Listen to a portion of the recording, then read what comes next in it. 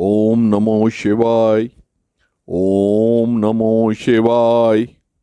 हम श्री शिव महापुराण के हर अध्याय को आपके साथ साझा कर रहे हैं। आज 5वां अध्याय आपको सुनाते हैं।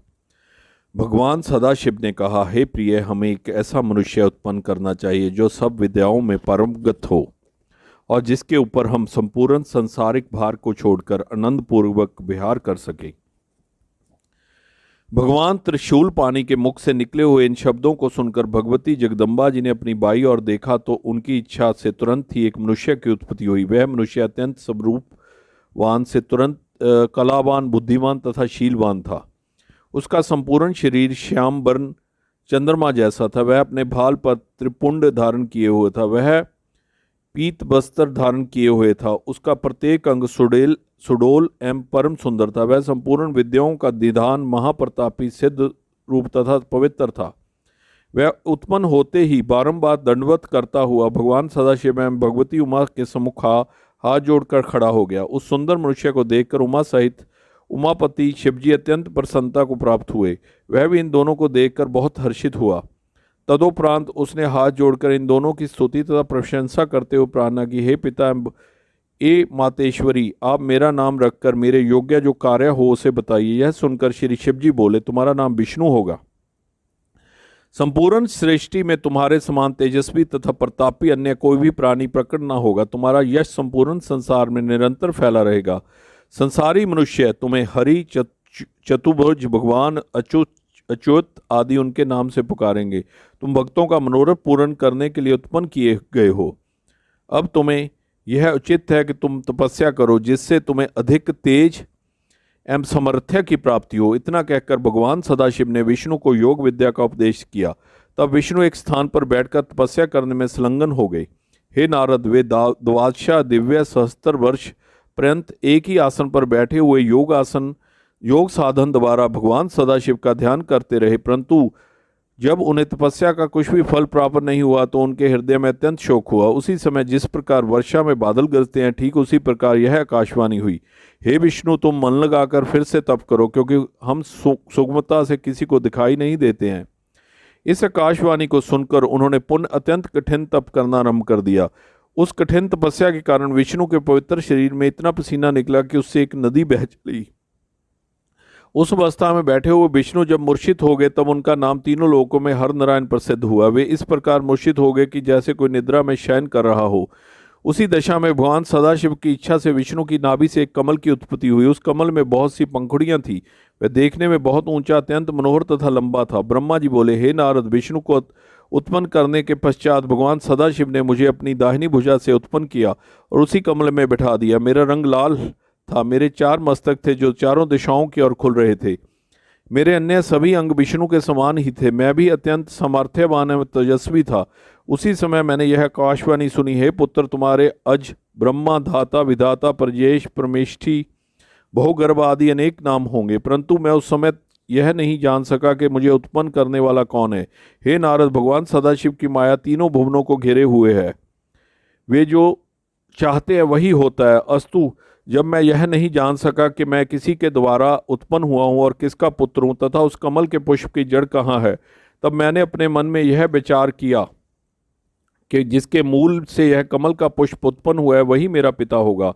ऐसा निश्चय करके उस कमल की जड़ को जन्म देने वाले अपने पिता का पता लगाने के लिए मैं उस कमल की डंडी के मार्ग से उस जल के भीतर जा पहुंचा जिसमें होकर वह कमल नाल ऊपर को निकली हुई थी।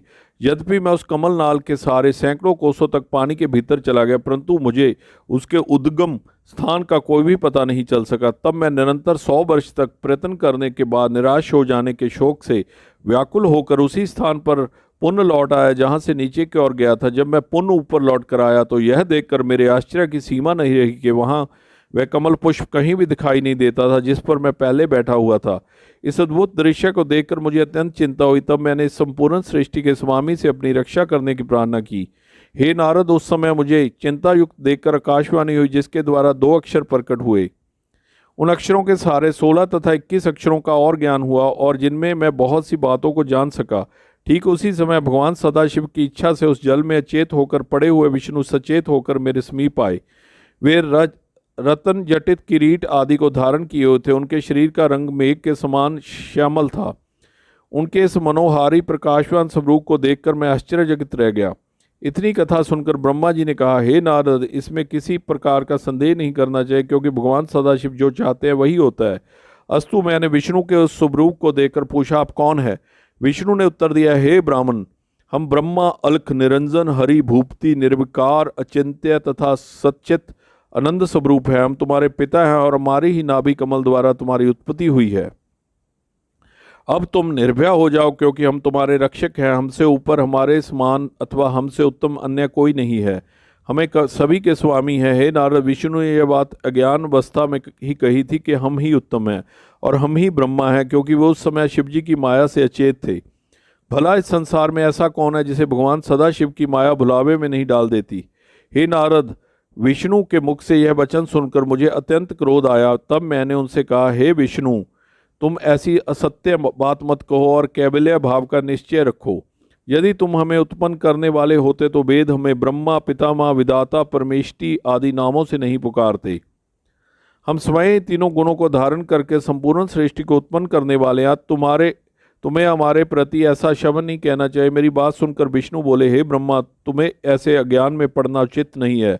इस सृष्टि को उत्पन्न करने वाले तुम नहीं हो, बल्कि हम ही हैं। हम ही सब जीवों को उत्पन्न करके उनका पालन करते हैं और प्रलय काल में सबको नष्ट कर देते हैं। हमारे हरि, ईशा, अच्युत आदि सर्वोत्तम नाम है। हमारी माया के वशीभूत होकर सब लोग अपना ज्ञान भुला बैठते हैं, इसलिए तुम भी ऐसा कह रहे हो। इसमें तुम्हारा कोई दोष नहीं है। यह संपूर्ण संसार हमारे द्वारा ही उत्पन्न हुआ है और हमारे अधीन बना रहता है। हम ही ने वेदों को बनाया है और तुम्हें नाभि कमल द्वारा उत्पन्न किया है।